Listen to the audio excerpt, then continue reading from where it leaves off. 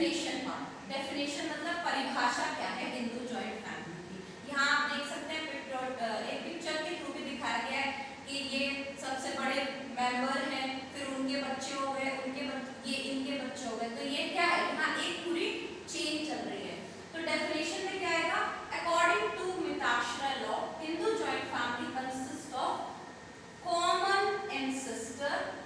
Common ancestor का मतलब क्या है, यहाँ पे जब मान लीजिए एक्स और वाई है, ये हस्बैंड है और ये वाइफ है।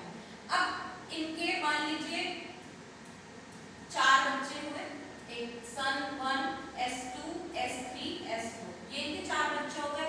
फिर इनके 2 बच्चे हो गए, इनके 2 बच्चे हो गए, इनके 3 बच्चे हो गए, इनके 2 बच्चे हो गए। तो ये क्या है, ये जो एक्स और वाई है, जो हस्बैंड वाइफ है, ये सब क्या है, एक कहीं ना कहीं किसी न कड़ी से इनसे जुड़े हुए हैं। तो इनको हम क्या कहेंगे, इनको हम कहेंगे कॉमन एंसेस्टर।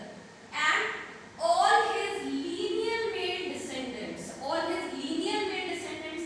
अब लीनियर मेल डिसेंडेंट्स क्या होते हैं, लीनियर मेल डिसेंडेंट्स का मतलब है कि एक लाइन में, लीनियर का मतलब क्या होता है, एक लाइन में, मतलब फादर सन, सॉरी फादर देन सन, सन सन, सन सन। तो ये क्या है, लीनियर मेल डिसेंडेंट्स। मेल मतलब सिर्फ पुरुष, अभी हम पुरुषों की बात कर रहे हैं।